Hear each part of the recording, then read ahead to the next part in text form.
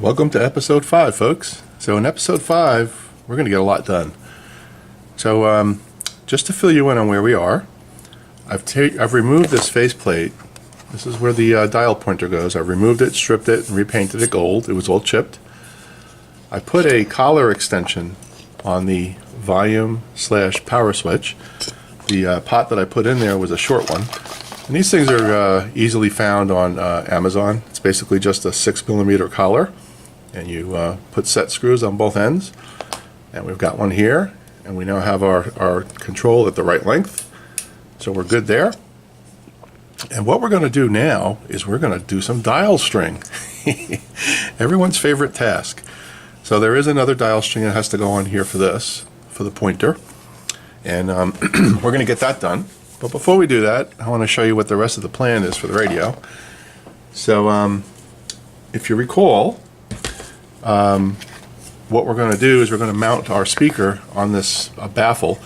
And you'll see here that I've installed the 500K pot. And we have our capacitor in place. And I believe that's a 0.05.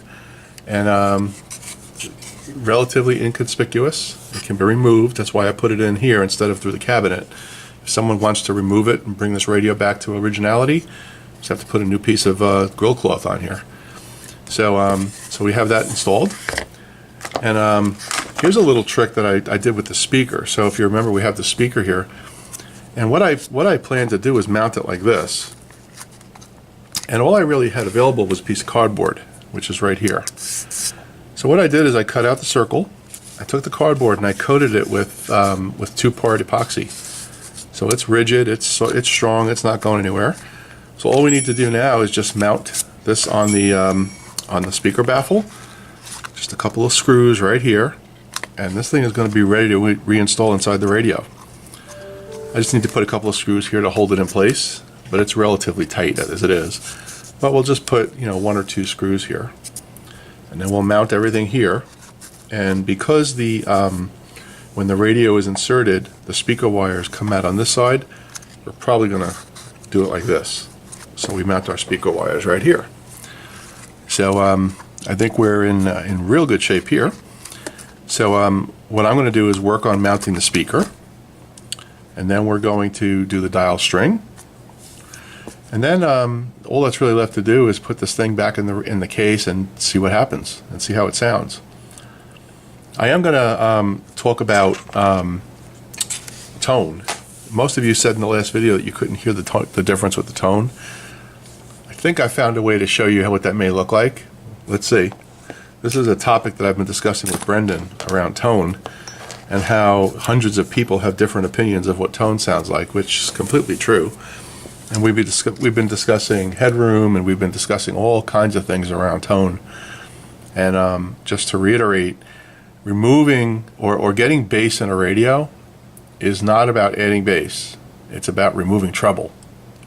Right? It's removing those upper frequencies and accentuating on the lower frequencies. So so that's how you get bass in anything, really, not just a radio. You don't add treble. You essentially remove those 5 frequencies. So I'm going to get to getting this stuff mounted, and then I will come back. I'm not going to show you how to do the dial string because I know a lot of you will cringe. I'll just show you what it looks like when it's done. But yeah, I've been waiting for this part. Dial string's fun. I should start my own dial string service. If anybody has any dial string they want done, let me know. It's fun.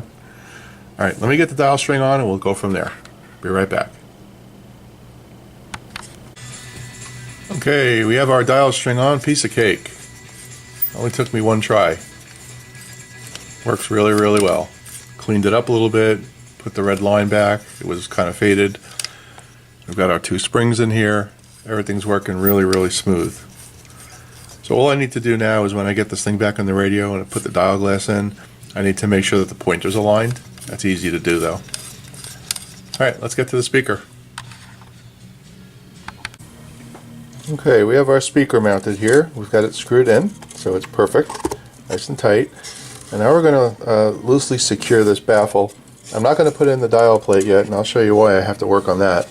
But we're going to get this in, and we're going to put the chassis in, and we're going to connect the antenna, and we're going to connect the tone controls, and we're going to see how it works. So let me get that set up.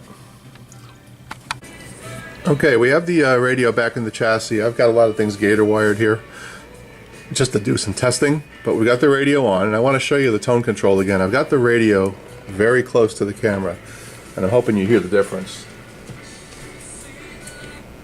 Okay, just killed the house music. All right, let's turn this up. Coming from, despite the fact that there's more than enough healthy, nutritious food. Right there, the tone control is dead center. That is 12 o'clock. unacceptable to me. Let's go. Luckily, the Feeding America network of good people is out there collecting surplus food and giving hope to hungry children and their families at local food banks all across the country. But let's face it, they can't do it without your help. Let's go all the way down on the base side Join me in now. supporting Feeding America and your local food bank at feedingamerica.org. Brought to you by Feeding America and the Ad Council. Together, we can solve hunger. Together, we're feeding America. From Daytona Beach to Brunswick, now ESPN can be heard loud and clear everywhere on one of the most powerful AM radio stations in Florida. Listen live everywhere you go on ESPN. Okay, so you can hear the difference, I hope. This is ESPN 690. But that's not good enough. We're going to check something here. So I have an app on my phone that's called AFA. I don't even know what it's called. Audio Frequency Analyzer. Okay, and it's right here. I'm going to pull the shot back a little bit. And what this thing does is it listens for the frequencies. So we're going to try to get the camera focused on that. And we're going to put the volume up a little bit, and we're going to let this thing run. So we're right now dead center in the treble. I'm sorry, in the tone. It's too late for it to matter in terms of the game score.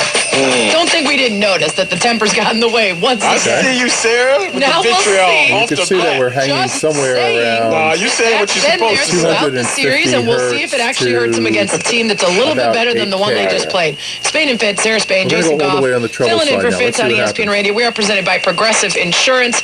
All of our guests join us on the Shell Pennzoil Performance Line. That, I believe, was the voice of one Kenny Atkinson, the Brooklyn Nets coach, who thinks that they're going to do big things. Not his team, of course, the Sixers, and that the Sixers can compete for a championship. This after Philly beat the Nets 122-100 to win that first-round playoff series 4-1. Let's go back to 12 o'clock. I'm kind of still jury's out on this one, Goff, because I know the Nets were a surprise. They outperformed expectations, but they're not a great team. Until I see the Sixers stay focused, bring their best, be able to capitalize on the people on their team beyond that starting five in case there's an injury or an expulsion or a flagrant or a so what whatever. We did there is we held it. That depth issue and the temperament. So I'm going to try to find some music, and we're going to try this again. Be right back. Wait. Okay, we've got some music here. That's me talking. See that? All right, so we're going to put the music up. We've got the treble, the tone control in the center. Let's bring this up.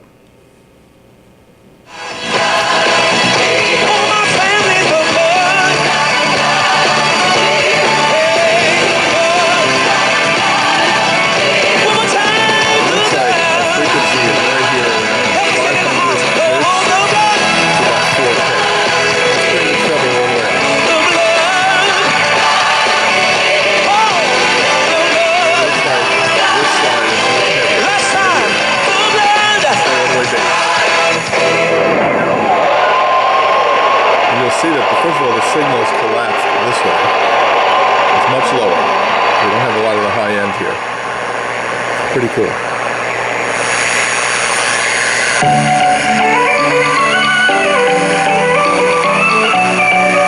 Let's take a different view. Some days when you feel like you're so far away from trouble. So far. And hope is a lie. And you'll see what's happening here when I'm talking to changes. What you're seeing here is right here in this section here, it's a lot more concentrated than it is down here in the lower frequencies. There's never been a day that you've gone too far. When everything around you can fall apart. No, you don't have to be stronger than you are. You want to hide. You can come just as you are.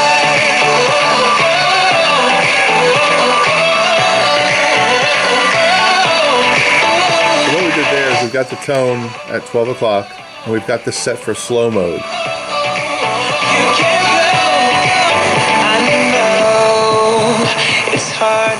I'm going to do is I'm going to put the volume down. I'm not going to talk. I'm going to take it off of slow mode. I'm going to put it on hold. And it's not going to go down. It's going to stay at its peak. And right now we're at 12 o'clock. It's not about the things you do. You're already the perfect you. There's never you've gone too far. When everything around you can fall apart. No, you don't have to be stronger than you are. You want to hide. You can come just as you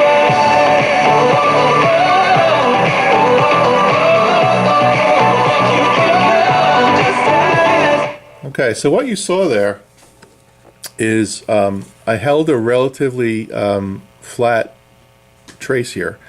When I put the needle all the way over to treble, this creeped up slowly. When I moved it all the way down to bass, you saw this creep up slowly. So this just shows you the different frequencies that you get when you turn the tone control. Tone is a whole nother subject that we can get into and probably spend hours and hours, and I'm still learning quite a bit about it.